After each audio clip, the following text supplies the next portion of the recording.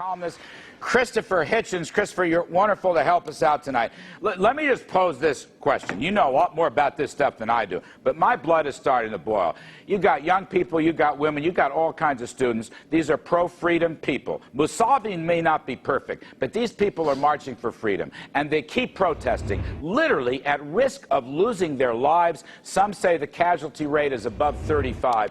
Where is President Obama? Where is his support? Where is his pro-democracy statements, Christopher?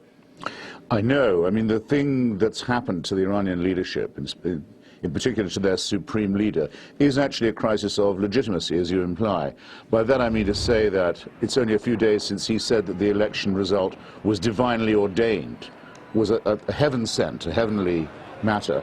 Now he's saying maybe we'll have a recount. You can't behave like that and retain your credibility, or your legitimacy. Whereas the president, in his addresses to the Iranian people so far, has kept on referring to Iran by the same name as the supreme leader gives it, the Islamic Republic of Iran. So what is saying we want to bring the Islamic Republic of Iran back into the family of nations. Now, the reason why Iran isn't in the family of nations is because it exports its theocratic violence through Hamas and through Hezbollah, and because it openly jeers at the agreements it signed on nuclear matters, very important and solemn and binding agreements with European and international and American and UN bodies. It's publicly spat on them. It's because of its being an Islamic Republic that it can't be allowed into the family of nations on these conditions, and the president, quite honestly, doesn't seem to understand this. I mean, that's the amazing thing. Look, I'm not going to make the case that Musavi is Lech Walesa, but I will make the case that the kids, the women, the others marching in the street, you've had a lot of deaths here, they are legitimately pro-freedom, pro-democracy people. Look, I mean, why isn't Obama coming out in support of them? Why does he insist on backing the government? I mean, Reagan did it the other way. Reagan used to say, I love the people of Russia. They're good, law-abiding people who want freedom. It's the government that's my problem. Obama seems to be saying, I love the government. It's the people marching that are the problem. Well, look, the theocracies made the mistake that all totalitarian systems do eventually make.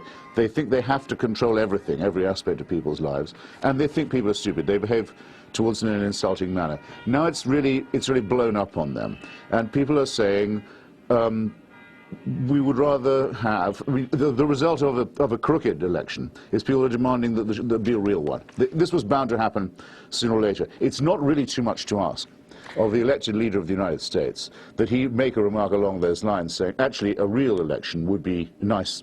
And we would like, for our negotiations on very important matters, such as Lebanon, Hezbollah, Palestine, Hamas, nuclear weapons, nuclear testing, missile tests, we'd like to know that the Iranians we were dealing with had at least been chosen by the Iranian people. Because that's a very important matter for us too. In other words, this is not Iran's internal affair. The gangsters who run the country export their theocratic violence through Hamas and Hezbollah, and they're now trying to export it by missiles, and they've lied openly and been caught lying by the International Atomic Energy Authority on a thermonuclear question. So this is not a provincial question, it's an international one. So, Christopher, there's a story coming out of the UK Guardian, the newspaper, that says one of the guys who had access to the computer programs and in effect the election results, this guy who leaked that actually Ahmadinejad finished third and that Musavi won. The next thing we learn, according to the Guardian, is that he was killed in a car crash. You know anything about this incredible story? No, Ahmadinejad may have finished third? No, but I mean, look, it'd be wrong to put anything past these people. Look at the tendency in the last couple of years in every Muslim country, Indonesia, Malaysia, Morocco,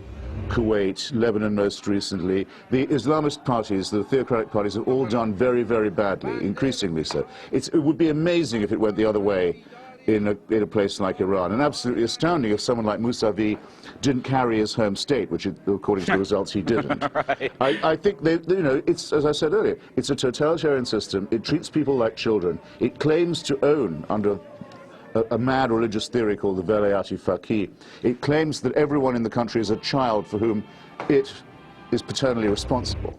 They've overplayed their hand now. The Iranians, it's a young country, but it's growing up.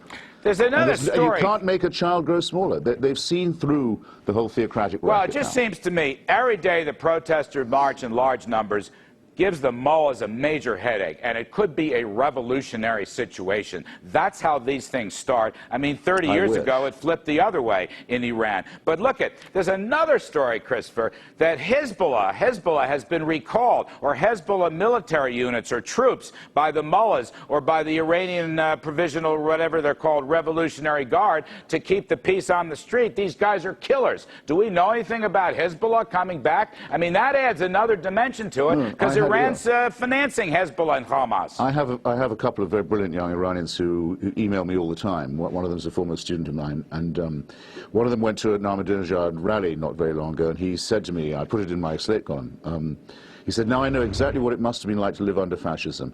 You see lots of splotchy, ugly youths, young men, who can't get a date, being given guns and told that they're special.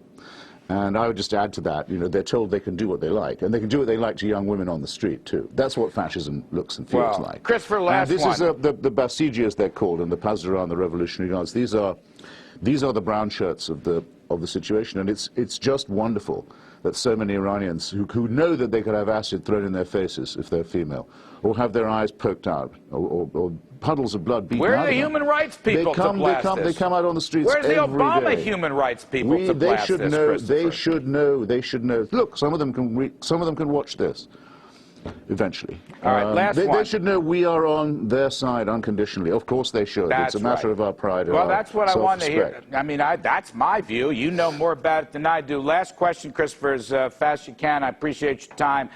Could this be a revolutionary situation? I mean, it seems to me every day they march in protest, the closer they come to a revolutionary situation. How do you read this? Well, you want to know what Lenin's definition of a revolutionary situation was? No. Well, you should. It's a good one. It says when the old order cannot go on in the old way, and the people don't wish to go on in the old way. I love that. Actually, both those conditions are now more or less fulfilled. I love that. But I don't think this will be the one. This is probably 1905, not 1917. All right, but we may be gaining on. Christopher Hitchens, Vanity Fair, Slate. I can't thank you enough for helping us out this evening. Thanks for having me.